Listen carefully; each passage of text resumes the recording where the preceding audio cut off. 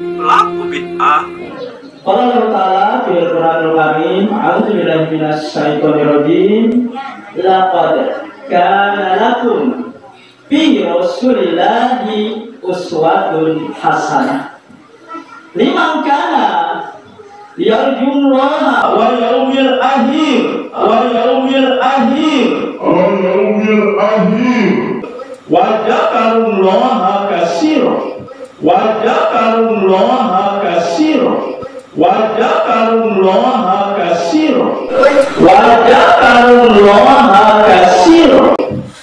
Kalau lafaz dzal kaf ro itu Anda baca wadzakaru, ini maknanya bisa murtad, dang. Wadzakarullah dan zakarnya Allah, alat kelaminnya Allah, itu artinya kalau dibaca wadzakarullah, dang. Payah ente ini. Jadi inilah repotnya, dang. Kalau Anda itu ndak ngerti bahasa Arab, gramatika bahasa Arab, Anda baca ayat, Anda baca hadis, kocar-kacir seperti itu. Jadi kalau dibaca laqad kana lakum fi Rasulillahi uswatun hasanah liman kana yarjullaha wal yawmal akhir wa dzakarallaha katsira. Begitu ya, dang. Bismillahirrahmanirrahim. Assalamualaikum warahmatullahi wabarakatuh. Alhamdulillah wassalatu wassalamu ala Rasulillah wa ala alihi wa sahbihi wa mawala, amma ba'du. Sahabat-sahabat Aswaja dan seluruh subscriber Avanti Channel dimanapun berada, saya doakan semoga Allah senantiasa memberikan rahmatnya, taufiknya, hidayahnya kepada kita semua. Amin Allahumma amin. Kata Dr. Firanda, orang yang bodoh yang tampil untuk berdakwah maka harus disebutkan kebodohannya, harus disebutkan kejahilannya, harus disebutkan kesalahannya, agar orang itu tidak tertipu, tidak terprovokasi dengan kebodohannya. Itu adalah menurut Ustadz Firanda. Saya saat ini akan menunjukkan kepada Anda kebid'ahan yang dilakukan oleh Endang Jayaputra. Pertama, Endang Jayaputra itu menghadiri acara maulid. Dalam pikiran Endang Jayaputra dan pemahaman orang-orang Wahabi, maulid, perayaannya ya, perayaan maulid Isra Mi'raj itu adalah sesuatu yang muhdas. Kalau sudah muhdas itu adalah bid'ah. Kalau bid'ah itu adalah pasti sesat. Kalau sudah sesat pasti neraka. Itu kan yang didengungkan oleh Endang DKK itu. Tetapi kenyataannya Endang Jayaputra ini malah beberapa kali dengan bangganya memamerkan, mengupload video dia ketika berceramah di perayaan Isra Mi'raj, di perayaan Maulid Nabi. Anda itu mengatakan bid'ah kalau tidak diundang. Anda mengatakan bid'ah apa kalau tidak ada amplopnya, Pak Endang? Dan lagi, gimana Anda membaca ayat sudah kocar-kacir, membaca hadis juga seperti itu? Pandang, ini Al-Quran loh. Jangan diubah-ubah, merubah satu huruf saja di Al-Quran, ancamannya berat, Pandang. Merubah hadis yang mengatakan itu hadis Rasulullah, tapi Rasulullah tidak pernah menyampaikan seperti itu, ancamannya berat. Maka silahkan Anda ambil porsinya di neraka, kan begitu hadis Nabi. Booking tempat di neraka. Anda membaca ayat laqad kana lakum fi Rasulillahi uswatun hasanatun liman kana yarjullaha, tapi Anda membaca wal yaumil akhiri wa dzakarullaha. Kesalahannya itu, Pandang. Apa kesalahan Anda? Anda membaca wal yaumil akhir. Salah itu, Pandang. Ini Al-Quran, kenapa Anda berani merubah? Kalau ndak tahu, kalau ndak hafal, jangan dibaca Al-Quran. Baca artinya saja biar Anda ndak salah. Salah itu Al-Quran Anda baca seperti itu. Itu wal yauma. Kenapa wal yauma? Saya terangkan sedikit walaupun Anda ndak mungkin mengerti. Wal yauma harus dibaca wal yauma karena itu ada wawu atop yang diatopkan terhadap Allah. Yarjullaha, yang mengharap terhadap Allah, wal yaumal al-akhirah, dan hari yang terakhir. Bukan wal yaumi, dang. Al-Quran Anda berani merubah. Sekali lagi, kalau tidak hafal jangan baca Arabnya, jangan baca Al-Qurannya. Terus Anda membaca wa dzakarullah.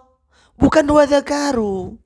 Kalau wadzakaru kan sudah jelas itu dzal kaf ro, itu fi'il madhi. Fi'il madhi ini harus mabni fathah, harus tetap fathah kalau tidak bersambung dengan dhamir rafa mutaharrik dan wawu jamak. Itu tidak ada wawu jamaknya. Kalau ada wawu jamaknya baru dibaca wadzakaru. Kalau lafaz dzal kaf ro itu Anda baca wadzakaru, ini maknanya bisa murtad, dang. Wadzakarullah dan zakarnya Allah, alat kelaminnya Allah itu artinya kalau dibaca wadzakarullah, dang. Payah ente ini. Jadi inilah repotnya, dang. Kalau Anda itu ndak ngerti bahasa Arab, gramatika bahasa Arab, Anda baca ayat, Anda baca hadis kocar-kacir seperti itu. Ini yang dimaksud oleh Rasulullah, bahwa nanti di akhir zaman akan banyak orang yang berpidato tetapi dia ndak alim, tetapi dia tidak tahu. Seperti Anda ini, sok-sokan baca Al-Quran, baca ayat. Wallah, Anda membaca wadzakarullah dan zakarnya Allah itu kalau seperti itu. Artinya, masa Allah punya zakar gitu, dang? Itu alat kelamin, payah ente ini. Wadzakarullah, gimana? Al-Quran dirubah seperti ini Anda itu.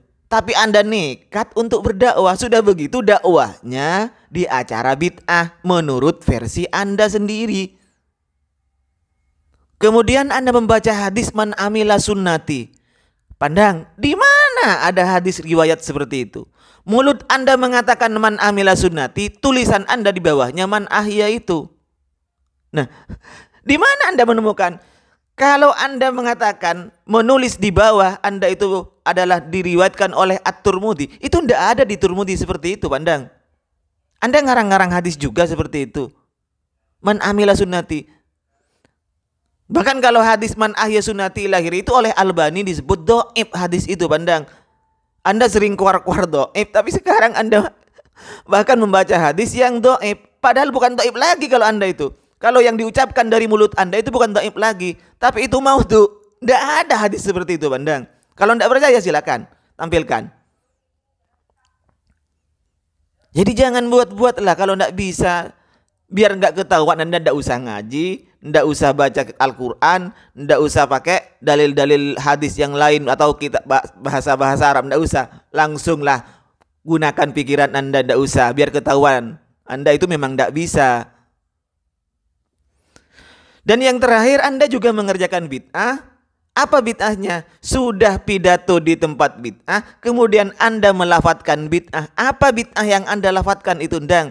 Anda membaca a'udzubillahi minasyaitonirrajim setelah Anda mengatakan qala Allahu ta'ala. Anda mengatakan kan? Qala Allahu ta'ala a'udzubillahi minasyaitonirrajim laqad kana lakum. Nah, itu bid'ah, dang. Itu tidak disyariatkan seperti itu. Dan yang ngomong bukan saya, dang. Anda mau tahu siapa yang ngomong? Ini yang ngomong, dang. Ini, dang. Dengarkan ya. Ini penjelasan Syekh Muhammad Shaleh Al-Munajjid. Beliau juga mengutip pernyataannya Syekh Utsaimin, dang. Nah, kita lanjut. Ini.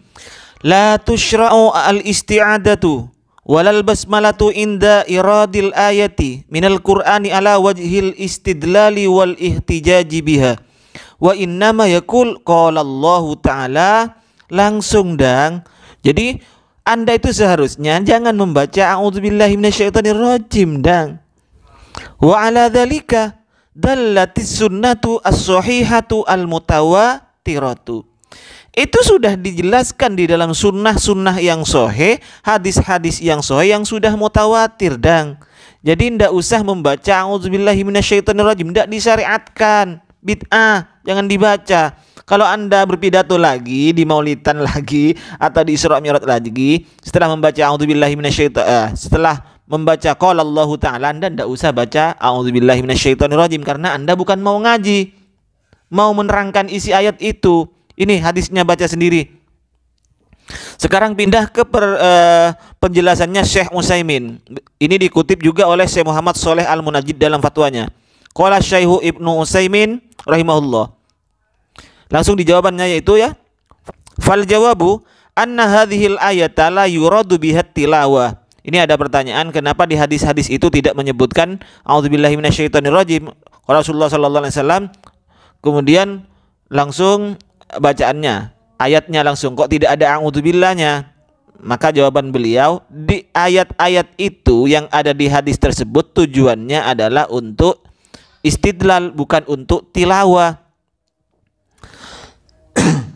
Wal ayatul karimah, ayat yang mulia, yakni fa idza qara'tal qur'ana ila akhirih, itu yakni untuk membaca Al-Qur'an. Wa ahadisu katsiratun min hadhihin naw, hadis telah banyak yang menjelaskan ini. Yudhkaru fihal istishad bil ayat wala yudhkaru fihal isti'adatu billahi minasyaitonir rajim.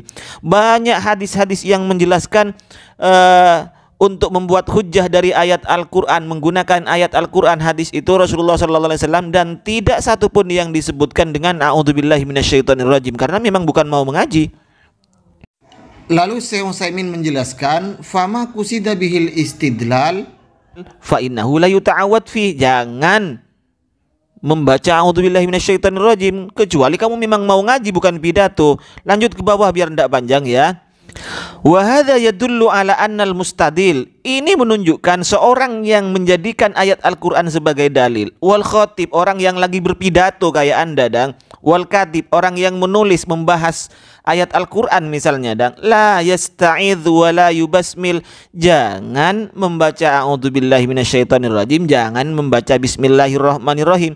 Wa inna ma yuktafa yaktafi biqaulallahu ta'ala, dia hanya mencukupkan dengan qaulallahu ta'ala wa ma asbaha dzalik, kemudian dia membaca ayat yang akan ditampilkan itu. Begitu ya, Pandang? Nah, demikian ya untuk Pak Endang Jayaputra. Begini, gimana?